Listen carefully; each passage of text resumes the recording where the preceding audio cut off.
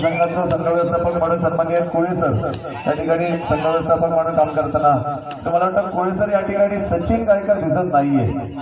सामान्य संघाचा एक आधारस्तंभ आहे, आमच्या एक आवडीचा तो खेळाडू होता. सचिन गायकर या ठिकाणी दिसत नाहीये. एक बोनस गुण आहे त्या ठिकाणी. पहिलं गुणांकन प्राप्त कुठल्या संघाला होत असेल तर ते या सामान्य संघाला निश्चितपणे.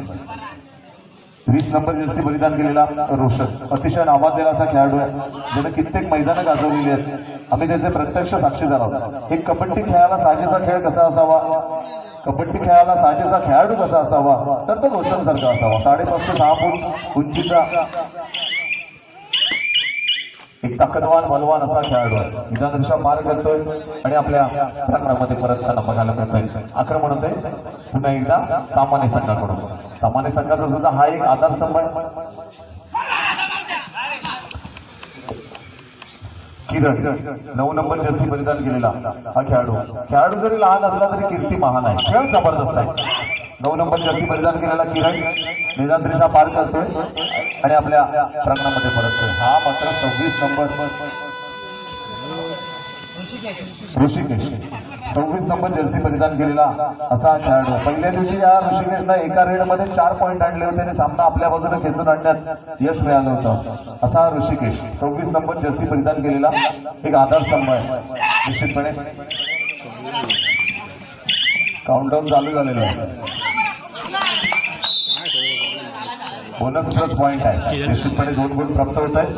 ते या ठिकाणी माळबशी संघाला 10 मिनिटांचा होणारा सामना,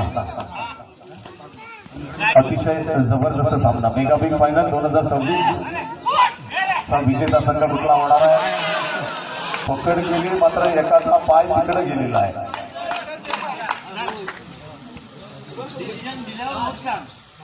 पंचांचा निर्णय कृपया येईपर्यंत आपण थांबायचंय मित्रांनो.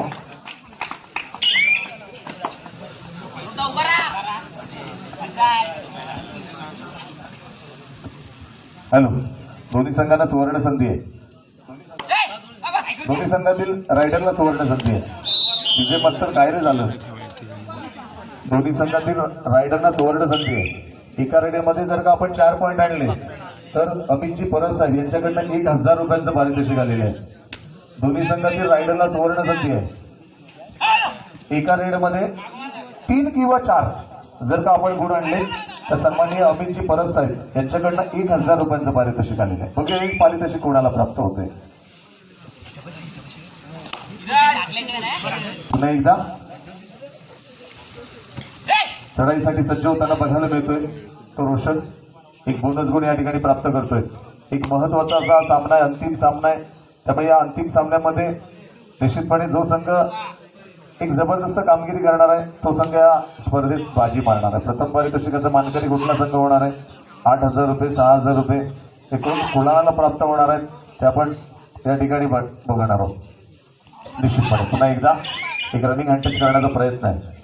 1 गुण या ठिकाणी प्राप्त होतोय. 20 नंबर जर्सी परिधान केलेला हा खेळाडू. गुणफलक जर का बघितलं तर माळवाशी 5 आणि 2 गुण आहेत ते सामान्य संघाचे. सामान्य संघ थोडासा बॅकफुटवर जाताना बघायला मिळतोय. 2 गुण आहेत.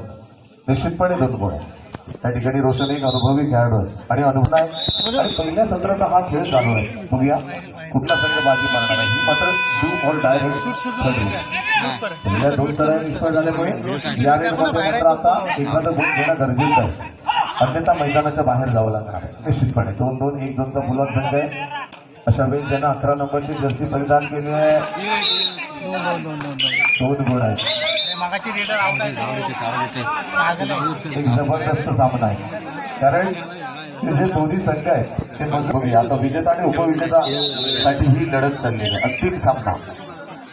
20 नंबर जर्सी परिधान केलेला रोशन या ठिकाणी चढाईसाठी सज्ज होताना बघायला मिळतं. स्कॉर्पिओ किक मारली जाते आणि यशस्वीरित्या स्कॉर्पिओ किक निश्चितपणे या ठिकाणी होते. रोशनला 1 गुण मिळतोय. माळवाशी संघाला 1 गुण मिळतोय. गुणफलक होत आहे 8-4. माळवाशी 8, 4 गुण आहेत त्या ठिकाणी जाखमाता सामान्य संघाची. सचिन गायकरची कुठेतरी कमतरता या ठिकाणी नक्कीच जाणवते. ती जाखमाता सामान्य या संघाला. एक खोलवर चढाई करण्याचा प्रयत्न आहे. किरण याचा निदानदिशा पार करतोय. पंत सुद्धा अतिशय नावाजलेले असे पंत आहेत. अमर तटकरे, छोट्या जाधव आहेत. निश्चितपणे जबरदस्त पंचांची भोळी सुद्धा आणि या मंडळाचं कौतुक करावं तेवढं थोडंच आहे, आयोजकांचं कौतुक करावं तेवढं थोडं आहे. एक जबरदस्त स्पर्धा या ठिकाणी आपण या मैदानावर पार पडते. मागील 3 दिवस एक उत्कृष्टरित्या सामने, जबरदस्त सामने या मैदानावर आपल्याला निश्चितपणे बघायला मिळतात.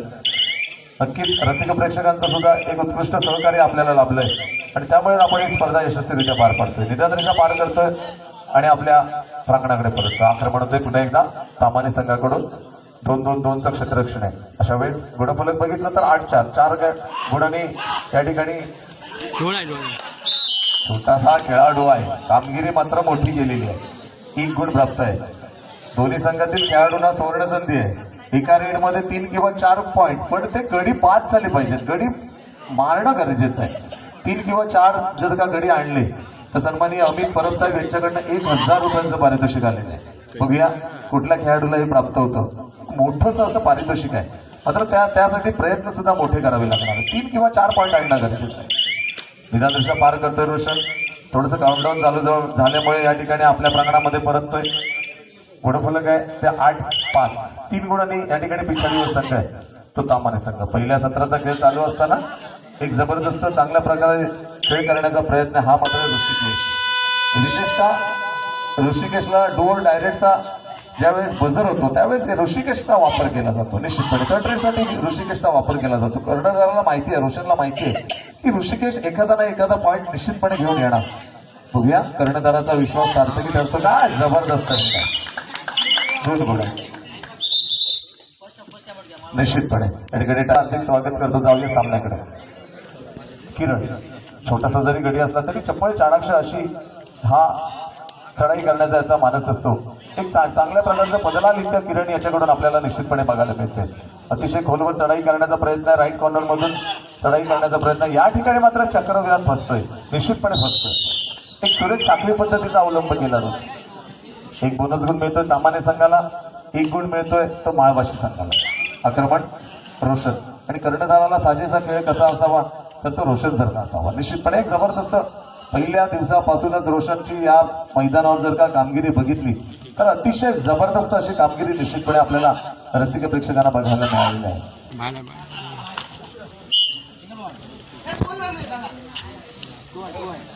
2 गुण आहेत निश्चितपणे. या ठिकाणी रोशन थोडासा मैदानाच्या बाहेर जात होता, मात्र या ठिकाणी मध्यरेषेला स्पर्श झालेला आहे. आमचे युट्यूबचे मास्टर या ठिकाणी बसलेले आहेत खुर्चीत.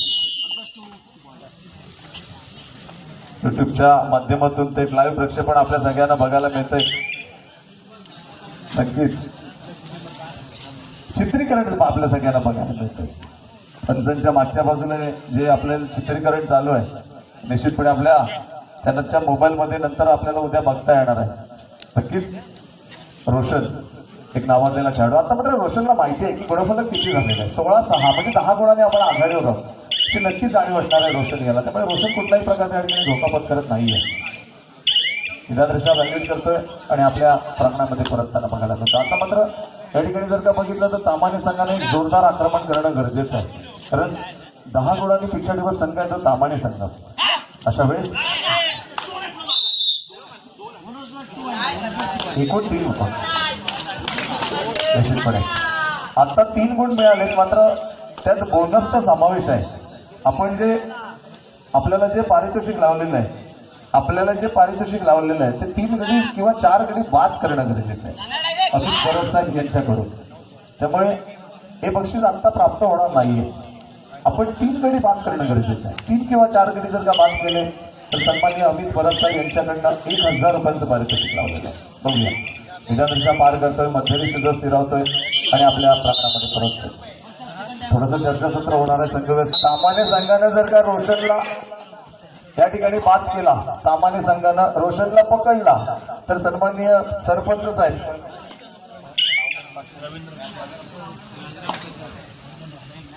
सन्माननीय